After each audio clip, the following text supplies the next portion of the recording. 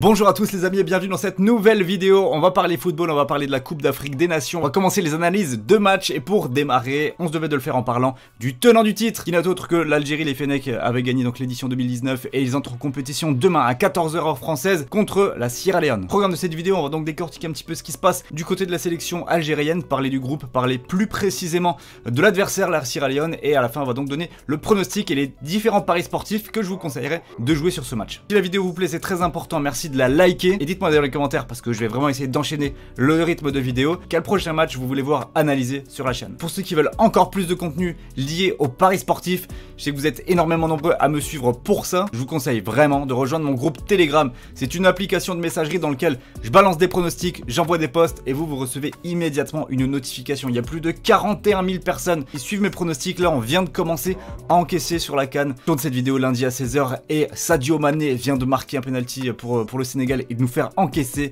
Je l'avais conseillé en double chance buteur sur le groupe Telegram. Des milliers de parieurs viennent de prendre du cash. Donc si toi aussi tu veux faire partie de ce groupe là, c'est 100% gratuit. Je te mets le lien dans la description et en commentaire épinglé. Ce sera donc forcément un des moments forts dans la compétition. Demain, le tenant du titre rentre sur la pelouse. L'Algérie affronte la Sierra Leone. Les Algériens, tout de suite pour commencer dans le vif du sujet, ils sont sans doute dans la meilleure période footballistique de leur histoire. Je rappelle leur série en cours qui est absolument invraisemblable. 33 matchs sans défaite, c'est une première et donc un record pour un pays africain. Et il faut dire que cette suprématie, on peut difficilement la remettre en cause lorsqu'on voit les matchs très sérieux proposés par les Algériens. Ils ont gagné la CAN en 2019, ok, mais depuis, malgré le fait d'avoir gagné un titre majeur, l'exigence n'est pas tombée, n'a pas baissé du côté des Fennecs, et ce qui fait qu'ils sont toujours aussi bons, peut-être même meilleurs encore qu'en 2019 à l'heure actuelle. Tout ça, ça pourrait venir d'un effectif qui a été renouvelé, une génération qui a du talent. Et bien non, au final, très peu, on a un effectif qui est quasi similaire à ce qui s'était fait en 2019. Alors évidemment, il y a quelques petits changements, quelques petites incorporations, mais globalement, c'est une équipe, un 11 qui ne bougera pas trop. Il n'y a quasiment pas d'absents en plus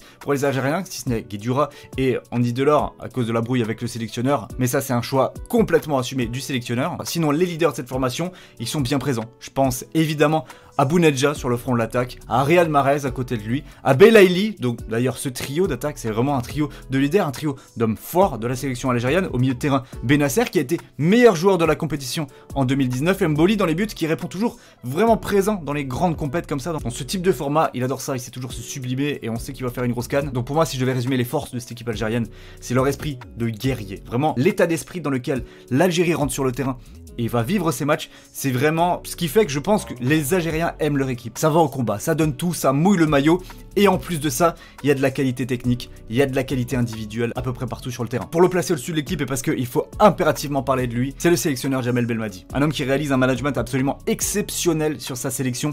Il a une emprise sur ses joueurs, il crée un groupe absolument incroyable, et franchement, on ne peut que saluer le travail de Belmadi. C'est un véritable guide pour sa sélection. Il a une discipline de fer, on le sait, on l'a vu notamment avec le Andy Delors, on ne transige pas avec la sélection, avec les valeurs que ça véhicule, et je trouve, et ça c'est vu de l'extérieur, il dégage beaucoup de force, beaucoup de respect, et je pense que c'est vécu comme ça à l'intérieur du groupe. La force principale, si on découpe ligne par ligne, gardien, défense, milieu, attaque, je pense que pour l'Algérie, c'est vraiment son trio d'attaque. Offensivement, c'est extrêmement impressionnant, je vous l'ai déjà cité avant, mais le trio Mahrez, Bounedjah, Belaïli, c'est vraiment excellent. En plus de ça, tu peux y ajouter des joueurs comme Fegouli, comme Slimani, si tu veux même passer en 4-4-2, et c'est possible, c'est parfois des options qui ont été réalisées par Belmadi. T'as un banc avec beaucoup de qualité, Adamounas, Benrahma qui est en train de faire une super saison, Rachid Ghezal aussi.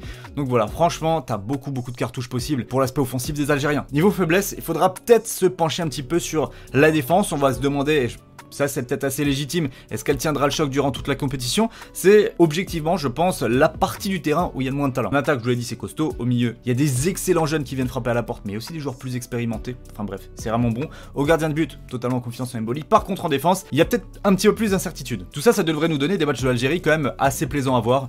Une très bonne attaque, une défense peut-être un petit peu plus friable. J'ai vraiment hâte de voir ce que ça va donner. L'Algérie, c'est avec le Sénégal l'un des deux gros favoris de cette édition. Mais il y aura évidemment une pression supplémentaire étant donné qu'ils ont gagné la dernière édition en 2019. Va falloir gérer ça mentalement. Ça va pas être évident, je pense. Et la question principale qu'il va falloir se poser, c'est sont-ils capables de gérer tout ça?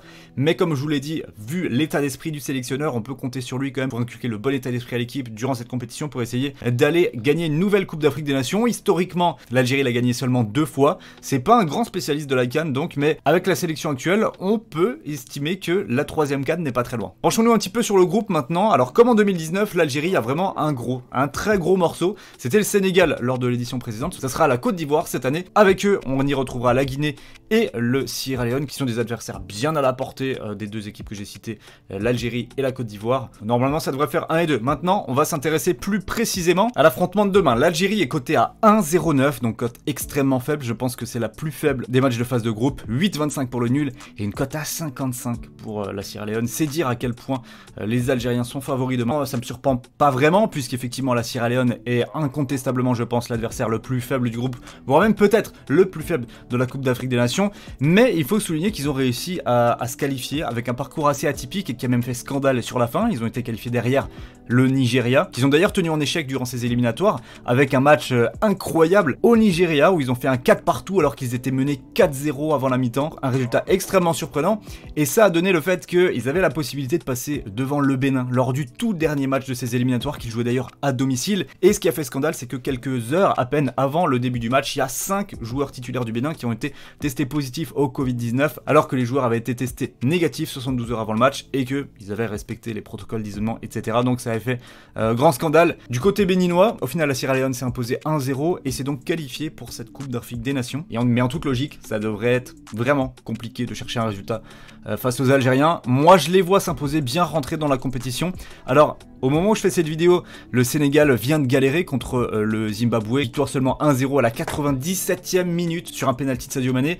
Ça a été très compliqué quand même pour le Sénégal dans ce match-là. J'ai tendance à dire qu'il y a de moins en moins de petites équipes, de petites nations en Afrique. Et peut-être que cette Coupe d'Afrique des Nations va encore le souligner. Donc, plus que jamais, il faudrait être très méfiant pour les Algériens et prendre le match par le bon bout. Évidemment, on va pas miser sur l'Algérie cote à 1,09. C'est pas assez intéressant. On va essayer de trouver quelque chose de plus rémunérateur. Le score le plus probable selon les bookmakers, c'est le 2-0. Cote à 3,80, c'est une bonne option. Je pense que c'est vraiment le type de score qui peut se produire demain. Peut-être un début de match assez long. La Sierra Leone risque de mettre beaucoup d'agressivité. L'Algérie va mettre un petit peu de temps, sûrement, à mettre son jeu en place. Mais je les vois ensuite faire la différence, marquer le premier but, gérer tranquillement et finir par tuer le match 2-0. Tuer le suspense, faire le break et ensuite se satisfaire de ce résultat-là.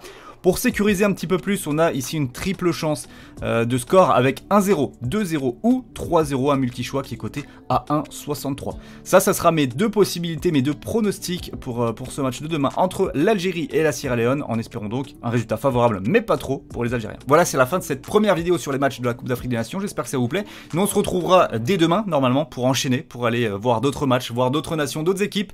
Cette Coupe d'Afrique, elle va être très passionnante à vivre, et franchement, c'est un plaisir et un kiff de le faire avec vous. Voilà, merci à tous d'avoir visionné la vidéo et à très vite sur YouTube et Telegram. Ciao.